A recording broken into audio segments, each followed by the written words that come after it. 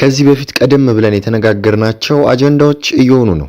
አሁን የምታዩት የሚገርም ነገር ነው። ይሄው ኦፊሻል ትዊተር አካውንቱ ላይ ነው ፕራይም ሚኒስቴሩ የኢትዮጵያ የግብረ-ሰዶማውያንን ቀለም የለቀቀው ወይንም ፖስት ያደረገው ማለት ነው። እና አፕ ኤንድ ዳውን ያለውንም እዩት።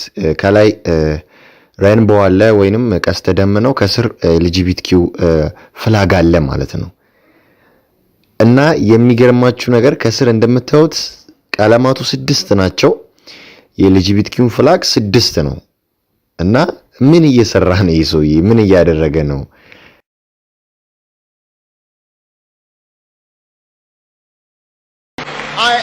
I am my brother's keeper.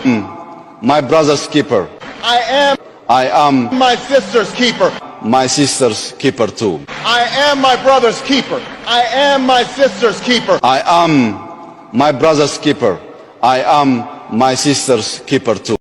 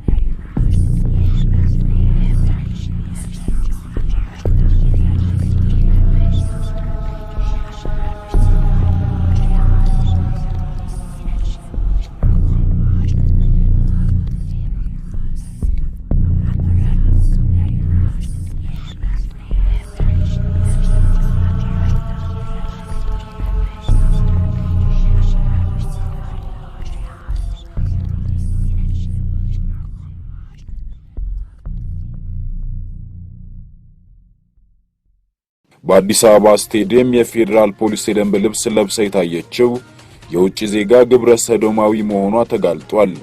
በኢትዮጵያ የአሸናፊዎች አሸናፊ ዋንጫ በትላንትናው ዕለት በፋሲል ከነማና መቀሌ ሰባ እንደርታ መካከል በተደረገበት ወቅት የውጭ ሀገር ዜጋ የሆነች ግለሰብ የፌደራል ፖሊስ ልብስ ለብሳ ታይታለች።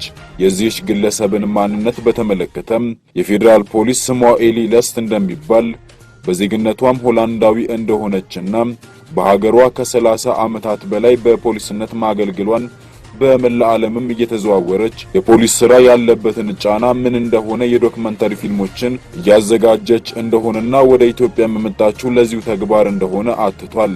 ሆኖም ግን መረጃዎችና ማስረጃዎች እንደሚጠቁሙት ይህች ሴት የለየላት ግብረ-ሰዶማዊት መሆኗንና ይህንንም ተግባሯን በዓለም እየተዘዋወረች እንደምታስተዋውቅ ነው። በኢትዮጵያ የወንጀለኛ መቅጫ ሕግ አንቀጽ 629 ግብረ-ሰዶምና ለንጽህና ክብር ተቃራኒ የሆኑ ሌሎች ድርጊቶች ወንጀል እንደሆኑ ያትታል። ማንም ሰው ከእርሱ ጋር አንድ አይነት ጾታ ካለው ከሌላ ሰው ጋር ግብረ-ሰዶማዊ ወይም ለንጽህና ክብር ለመልካም ጠባይም ተቃራኒ የሆነውን ሌላ ድርጊት የፈጸመ እንደሆነ በቀላል እስራት እንደሚቀጣም ይደነግጋል። ይኸውም በ660 እስከ 631 ወንጀሉን የሚያከብዱ ሁኔታዎችም ተዘርዝሯል። በተሻሻለው የቤተሰብ ሕግም አንቀጽ 13 መሰረት የተመሳሳይ ጾታ ጋብቻ በሕግ የተከለከለ መሆኑም ተደንግጓል። ከሕግና ከሃይማኖት ከባህልም ከታሪክም አኳያም ድርጊቱ በኢትዮጵያ እጅግ አጸያፊ ነው።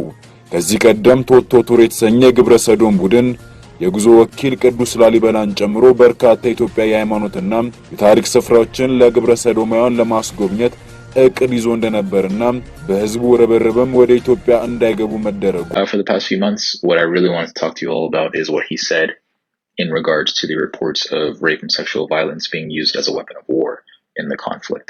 Here's a short clip from his address in response to a question about these rapes. ሰብአዊ መብት ጥሰት የሚሰቃዩ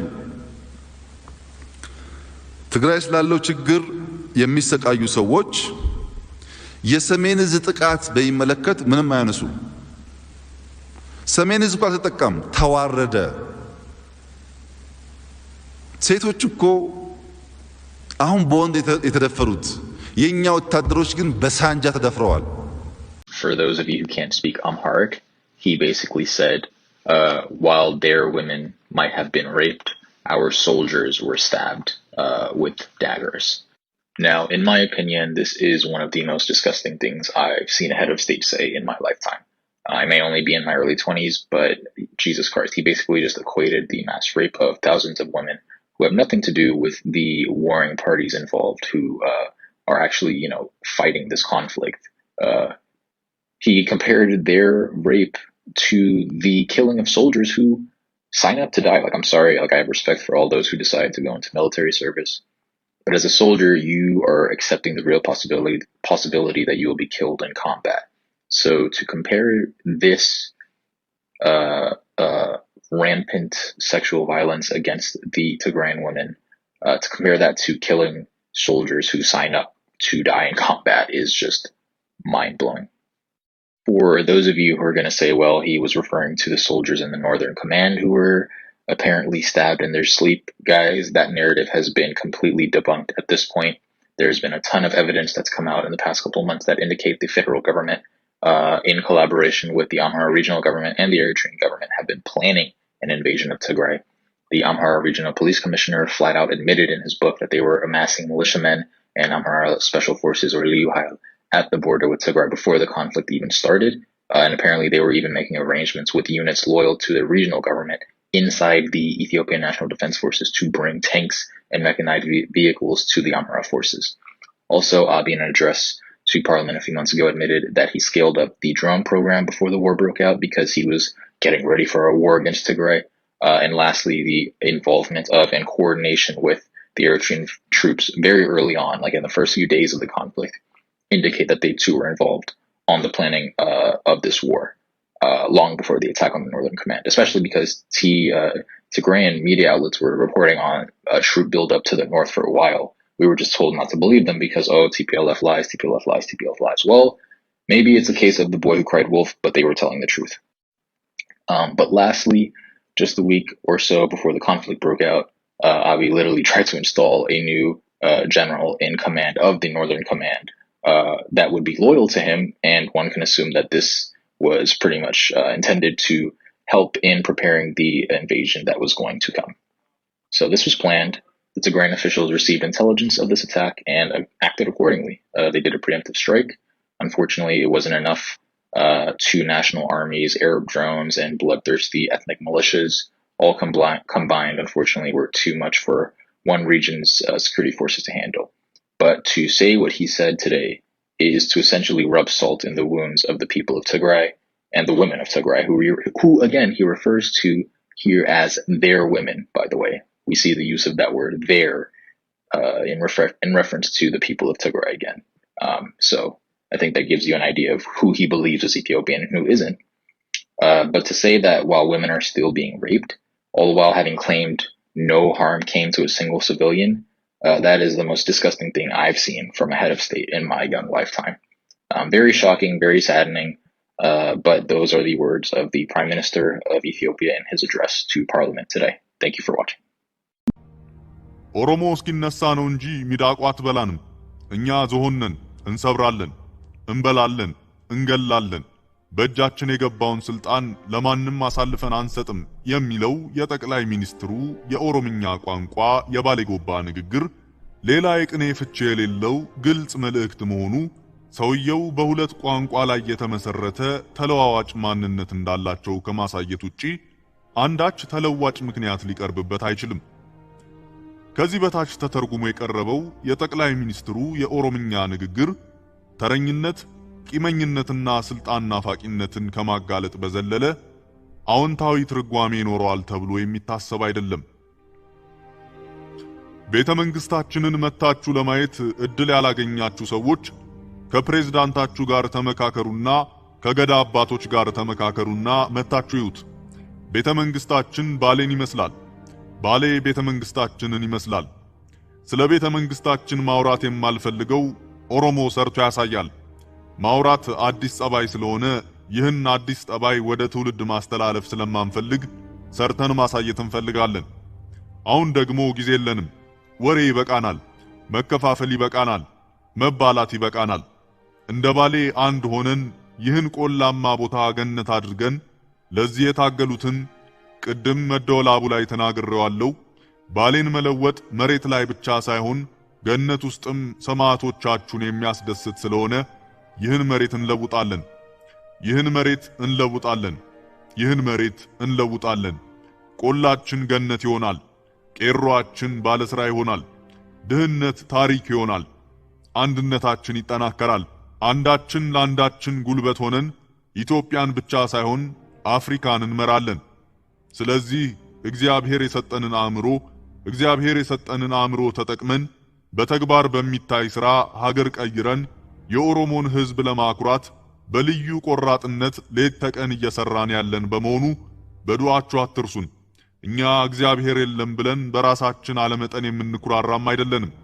እግዚአብሔርን እናምናለን፣ በሕዝብ እናምናለን፣ በዱዓ እናምናለን።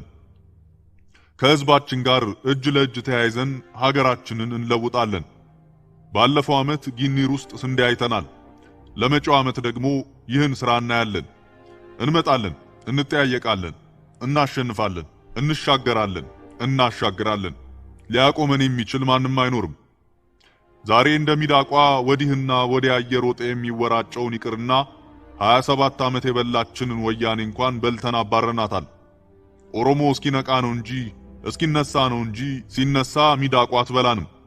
እኛ ዝሆን ነን። እንሰብራለን፣ እንበላለን፣ እንገዛለን። ሐሳብ አለን፣ ድርጅት አለን፣ ከዓለም ጋር ግንኙነት አለን።